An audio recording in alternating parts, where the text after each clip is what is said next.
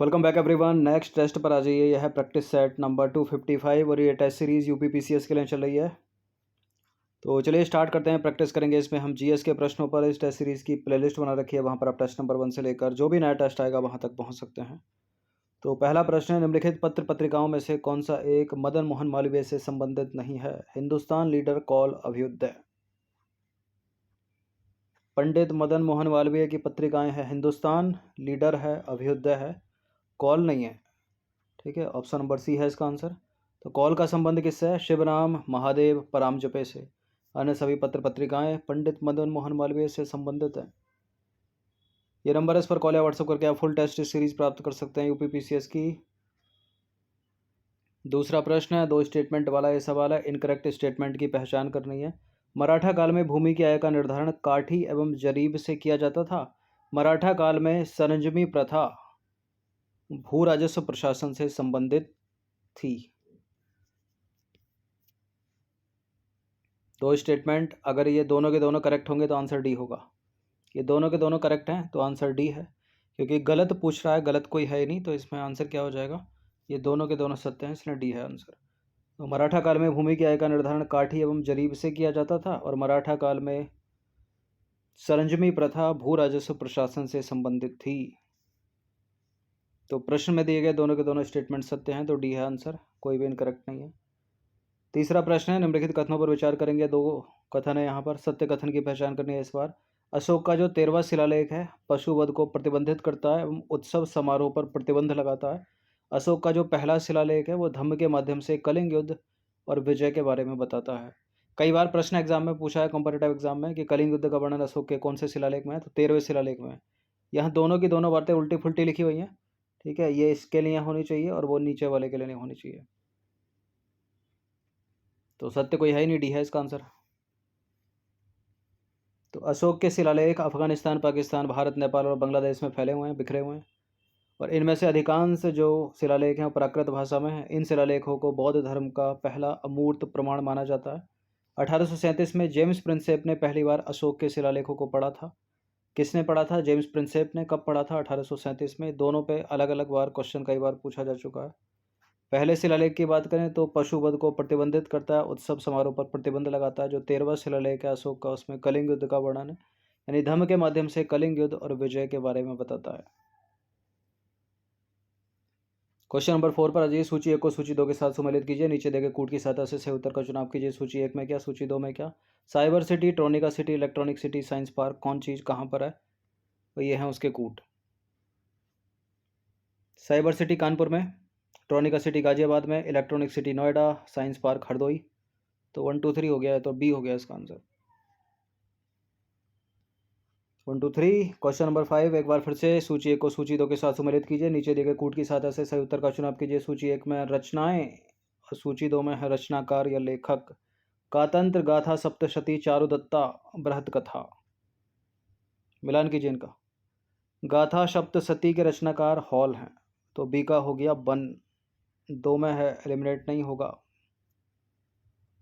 कातंत्र शर्ववर्मन की रचना है और चारुदत्ता भास की रचना है और बृहद कथा गुणाढ्य की रचना है, तो ए हो गया इसका आंसर। 2 1 3 4। क्वेश्चन नंबर 6, अगेन सूची 1 को सूची 2 के साथ सुमेलित कीजिए। नीचे दिए गए कूट की सहायता से सही उत्तर का चुनाव कीजिए। इस बार है जल संधि और स्थिति। हॉर्मुज जल संधि, डोबर जल संधि, जिब्राल्टर जल संधि, बाबल मंदेब जल संधि। मोस्ट इंपॉर्टेंट चारों की चारों, बहुत पूछी गई हैं एग्जाम में। तो हॉर्मुज जल संधि ओमान और ईरान, तो ए का हो गया 3। ए का 3 2 में है, जिसमें नहीं है उसको एलिमिनेट कर दीजिए। डोबर जल संधि इंग्लैंड और फ्रांस, तो ए का हो गया 3 और बी का हो गया 2। पहला हो गया। जिब्राल्टर स्पेन मोरक्को, सी का 2 नहीं, ये होगा, ये वाला सी वाला होगा। बाबल मंदेब यमन जबूती जिबूती, तो 3 1 2 4। तो डोबर जल संधि इंग्लिश चैनल और उत्तरी सागर यानी इंग्लैंड और फ्रांस हो गई। हॉर्मुज फारस की खाड़ी, ओमान की खाड़ी, ओमान ईरान हो गई। जिब्राल्टर भूमध्य सागर एवं अटलांटिक महासागर, स्पेन मोरक्को। और बाब अल मंदेब लाल सागर एवं अदन की खाड़ी, यमन जिबूती। क्वेश्चन नंबर 7 पर आ जाइए। उत्तर प्रदेश के संदर्भ में निम्नलिखित में से कौन सा एक सही सुमेलित नहीं है? यह है काला, काला नहीं किला, और यह है जिला। तो कालिंजर का किला कहाँ पर, चुनार का किला कहाँ पर, आवड़गढ़ किला कहाँ पर, विजयगढ़ का कहाँ पर? कालिंजर का बांदा में सही है, चुनार का किला मिर्ज़ापुर सही है, और आवागढ़ एटा सही है। विजयगढ़ जौनपुर में नहीं है। विजयगढ़ का जो किला है वो है सोनभद्र जिले में, ठीक है। और जौनपुर में कौन सा किला है? शाही किला जौनपुर का, जौनपुर जिले में। क्योंकि कालिंजर का किला बांदा में हो गया, चुनार किला मिर्ज़ापुर जिले में, और आवागढ़ का किला हो गया एटा जिले में। क्वेश्चन नंबर 9 पर आ जाइए। उत्तर प्रदेश के संदर्भ में निम्नलिखित में से कौन सा एक बार फिर से सही सुमेलित नहीं है? वन्य जीव अभ्यारण्य, और यह है स्थान किशनपुर वन्य जीव अभ्यारण्य, लखीमपुर खीरी, कतरनिया घाट अभ्यारण्य बहराइच, नवाबगंज पक्षी अभ्यारण्य, बहुत पूछते हैं यूपी के एग्जाम में, एटा, हस्तिनापुर अभ्यारण्य गाजियाबाद। तो किशनपुर अभ्यारण्य लखीमपुर खीरी सही है, कतरनिया घाट बहराइच सही है, हस्तिनापुर गाजियाबाद सही है, नवाबगंज उन्नाव में, एटा में नहीं है, ठीक है। तो नवाबगंज पक्षी अभ्यारण्य कहाँ पर है? जिला उन्नाव। हस्तिनापुर 3-4 जगह फैला है, मेरठ में, मुजफ्फरनगर में, गाजियाबाद में। गाजियाबाद ऑप्शन में था इसलिए करेक्ट है। बाकी कतरनिया घाट अभ्यारण्य बहराइच में है, जो कि नेपाली तराई जिला है। किशनपुर अभ्यारण्य लखीमपुर खीरी में, वो भी नेपाली तराई जिला है। उत्तर प्रदेश का राजकीय संग्रहालय कहाँ स्थित है? देखिए, मथुरा में मथुरा संग्रहालय, सारनाथ में सारनाथ संग्रहालय, आगरा में है ताजमहल संग्रहालय, और उत्तर प्रदेश का राजकीय संग्रहालय, सबसे पहला संग्रहालय है ये राज्य का, लखनऊ में। तो उत्तर प्रदेश का राजकीय संग्रहालय उत्तर प्रदेश की राजधानी लखनऊ में स्थित है। इसकी स्थापना हुई थी 1863 में, और यह राज्य का सबसे पुराना संग्रहालय है। बाकी सारनाथ में सारनाथ संग्रहालय, मथुरा में मथुरा संग्रहालय, आगरा में ताजमहल संग्रहालय। क्वेश्चन नंबर 11 पर आ जाइए। निम्नलिखित में से कौन सा या से यूनेस्को की विश्व धरोहर सूची में शामिल है? ताजमहल, आगरे का किला, फतेहपुर सीकरी, या सभी? ताजमहल है, फतेहपुर सीकरी भी है, आगरे का किला भी है, सारे के सारे डी है इसका आंसर। तो उत्तर प्रदेश के विश्व धरोहर स्थल है ये, ताजमहल आगरे का किला आगरे में, फतेहपुर सीकरी फतेहपुर सीकरी। क्वेश्चन नंबर 12 पर अजय, निम्नलिखित में से कौन सी पुस्तक भवभूति के द्वारा नहीं लिखी गई है? उत्तर रामचरित, मालती माधव, रामचरित, उपरोक्त में से कोई नहीं। भवभूति द्वारा नहीं लिखी गई रामचरित, ठीक है, यही नहीं लिखी गई। किसने लिखी है ये? देखिए, रामचरित महान विद्वान भवभूति द्वारा नहीं लिखा गया। रामचरित को लिखा है संध्याकर नंदी ने, और संस्कृत में लिखा है, ठीक है। पाल साम्राज्य के दौरान रचित यह महाकाव्य रामायण और पाल राजा रामपाल की कहानी का वर्णन करता है। बाकी भवभूति के बारे में थोड़ा और जाने तो भवभूति संस्कृत के कवि थे, और उत्तर रामचरित, महावीर चरित और मालती माधव उनकी रचनाएं हैं, याद रखिएगा। क्वेश्चन नंबर 13 पर अजय, किसे न्याय सूत्र के लेखक के रूप में भी पहचाना जाता है? बृहस्पति, गौतम, पतंजलि, इंद्र? न्याय के गौतम है, ठीक है, ऑप्शन नंबर बी है इसका आंसर। तो गौतम न्याय संप्रदाय की स्थापना की थी उन्होंने, और ये जो संप्रदाय है वो दर्शन पर आधारित है, और मोक्ष प्राप्ति के लिए तार्किक सोच की तकनीक में विश्वास करता है, और ये संप्रदाय कहता है कि केवल वास्तविक ज्ञान ही मोक्ष प्राप्त करा सकता है। बाकी बृहस्पति की बात करें तो बृहस्पति चावाक दर्शन से संबंधित है, ठीक है। चावार्क दर्शन जो है वो भौतिकवादी दृष्टिकोण का समर्थन करता है, जो उसकी विचारधारा है। पतंजलि पर आ जाइए। पतंजलि ने योग शुरू किया था, और पतंजलि के योग सूत्र में इस विचारधारा का विस्तार किया गया है। और है कपिल मुनि। कपिल मुनि जो हैं वो दर्शन की सबसे पुरानी विचारधारा कपिल मुनि के द्वारा स्थापित की गई थी, जो है सांख्य दर्शन। और मूल रूप से जो सांख्य है, सांख्य का जो शाब्दिक अर्थ है वो है गिनती। क्वेश्चन नंबर 4 पर आ जाइए। सूची 1 को सूची 2 के साथ सुमेलित कीजिए, नीचे दिए गए कूट की सहायता से उत्तर का चुनाव कीजिए। सूची 1 में क्या है? महाभाष्य, कुमार संभवम, अष्टाध्यायी, अर्थशास्त्र।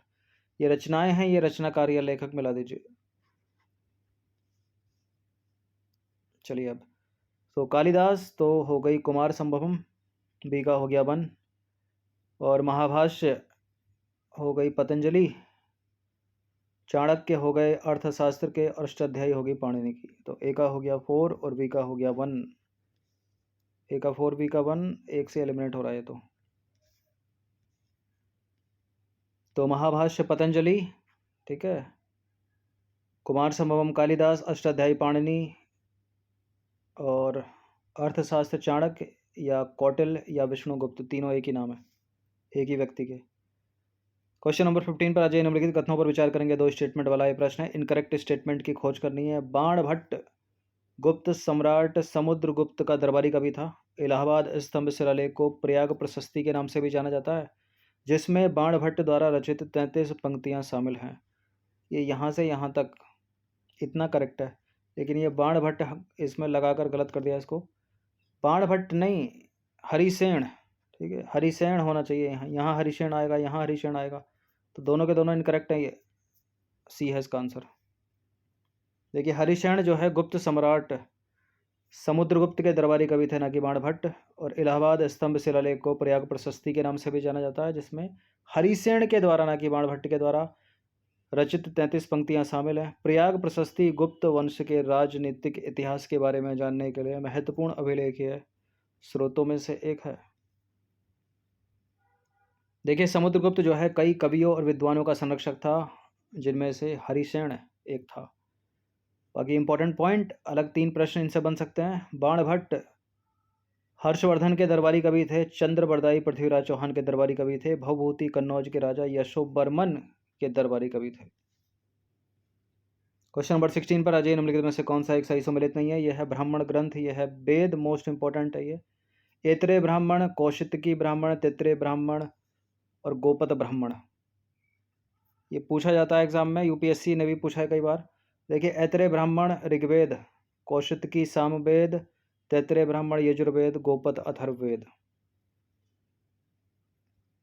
इनको रिलेट कीजिए, ट्रिक बनाइए, कुछ भी करिए, लेकिन याद रखिए ये बड़ी इंपॉर्टेंट चीज़ है। ऐत्रेय ब्राह्मण ऋग्वेद से संबंधित है, कौशितकी भी ऋग्वेद से ही है, तो सामवेद हटा दीजिए, बाकी तैत्रेय यजुर्वेद सही है, गोपत अथर्ववेद सही है, तो बी इनकरेक्ट है, तो बी आंसर है। तो कौशितकी ब्राह्मण ऋग्वेद से उसका संबंध है, ना कि सामवेद से, ठीक है। और ऐत्रेय ऋग्वेद से, जिससे कौशितकी है उससे ही ऐत्रेय है। और तैत्रेय जो है वो यजुर्वेद से है, यजुर्वेद से शतपथ भी है, ठीक है, दो का युग्म है इनमें। बाकी गोपथ जो है वो अथर्ववेद से है। मोस्ट इंपॉर्टेंट प्रश्न एक और आ गया, 17वां प्रश्न है। निम्नलिखित कथनों पर विचार करेंगे। 3 कथन यहाँ पर, सत्य कथन का चुनाव कीजिए। जैन धर्म के प्रथम तीर्थकर महावीर स्वामी थे। जैन धर्म के अंतिम तीर्थकर ऋषभदेव थे। जैन धर्म के दूसरे तीर्थकर पार्श्वनाथ थे। कौन सा सही है? देखिए पहला और अंतिम नंबर है 24वां, और दूसरा और 23वां, इन चारों को जरूर याद रखिएगा। पहले हैं ऋषभदेव, तो पहला गलत हो गया। अंतिम 24 में महावीर स्वामी है, ठीक है। और दूसरे कौन सा बोला? दूसरे पार्श्वनाथ कर दिया, जबकि पार्श्वनाथ तीसरे हैं, तो वो 23 में है। तो यहाँ सारे के सारे गलत हैं, कोई भी सही नहीं है, बी है इसका आंसर। तो ये जैन धर्म के इंपॉर्टेंट तीर्थकर हैं। ऋषभदेव जो कि पहले जैन तीर्थकर हैं, अजितनाथ दूसरे जैन तीर्थकर हैं, और महावीर स्वामी 24वें या अंतिम जैन तीर्थकर हैं, और पार्श्वनाथ जो है 23वें जैन तीर्थकर हैं।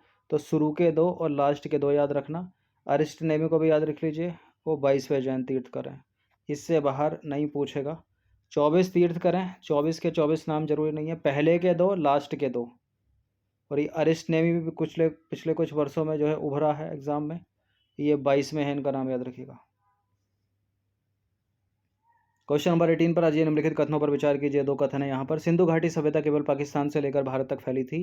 ये केवल वाला स्टेटमेंट बड़ा गलत होता है। और यह सभ्यता ग्रिड प्रणाली पर आधारित ग्रामीण सभ्यता थी। देखिए ग्रिड प्रणाली तो थी, पर आधारित तो थी, लेकिन ये तो नगरीय सभ्यता थी, गलत है पहला स्टेटमेंट। और अफगानिस्तान भी तो है, केवल भारत पाकिस्तान थोड़ी है, गलत है दोनों के दोनों। ए है इसका आंसर, मतलब सी है इसका आंसर, मतलब डी है इसका आंसर, क्योंकि करेक्ट पूछा है ना, कोई भी सही नहीं है। तो सिंधु घाटी सभ्यता ये वर्तमान एक साथ लिखा है, उत्तर पूर्व अफगानिस्तान से पाकिस्तान और उत्तर पश्चिमी भारत तक फैली हुई थी। तो पहला स्टेटमेंट इनकरेक्ट हो गया, क्योंकि पाकिस्तान नहीं है वहाँ पर, अफगानिस्तान नहीं है वहाँ पर। और यह सभ्यता घग्गर, हकरा नदी और सिंधु के नदी नालों में जन्मी थी। सिंधु घाटी सभ्यता दुनिया की 4 सबसे पुरानी सभ्यताओं में से एक है। इसे हड़प्पा सभ्यता के नाम से भी रूप में भी जाना जाता है। यह ग्रिड प्रणाली पर आधारित थी, संगठित योजना के लिए प्रसिद्ध है और यह एक नगरीय सभ्यता न कि ग्रामीण। तो दूसरा स्टेटमेंट भी इनकरेक्ट है। और इस सभ्यता में बेहतर जल निकासी प्रणाली थी, सड़कें यहाँ की समकोण पर काटती थीं। क्वेश्चन नंबर 19 पर आ जाइए। निम्नलिखित में से कौन सा एक हड़प्पा शहर नहीं है? लोथल, धोलावीरा, मेहरगढ़, सोतकाकोह। लोथल, धोलावीरा तो है, बताइए सी या डी? सी या डी? सी। मेहरगढ़ नहीं है, मेहरगढ़ एक नवपाषाण कालिक स्थल है। सोतकाकोह तो है। तो मेहरगढ़ जो है वो सिंधु घाटी के पश्चिम में बलूचिस्तान पाकिस्तान में स्थित एक नवपाषाण स्थल है और यह उत्तर पूर्व भारतीय उपमहाद्वीप में सबसे पहला ज्ञात नवपाषाण स्थल है जिसमें खेती यानी गेहूं और जौ, पशुचारण, मवेशी, भेड़, बकरियां और धातु कर्म के प्रारंभिक प्रमाण हैं। 20वां प्रश्न, अंतिम प्रश्न, किस वंश की हार के बाद मौर्य वंश की स्थापना का मार्ग प्रशस्त हुआ? ये ऐसा सवाल है कि हर एग्जाम में पूछा गया है, डी ग्रुप से लेकर ए ग्रुप तक स्टेटमेंट बनाकर। नंदवंश,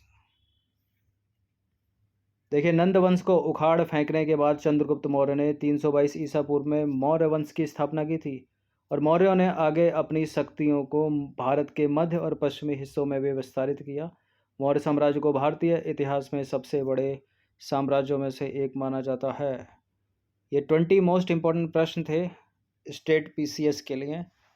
इनकी प्रैक्टिस 1 से 2 बार कर लीजिएगा। इन सभी टेस्ट का फुल टेस्ट पीडीएफ भी प्राप्त कर सकते हैं। ये नंबर इस पर कॉल या व्हाट्सअप करके 9560112583।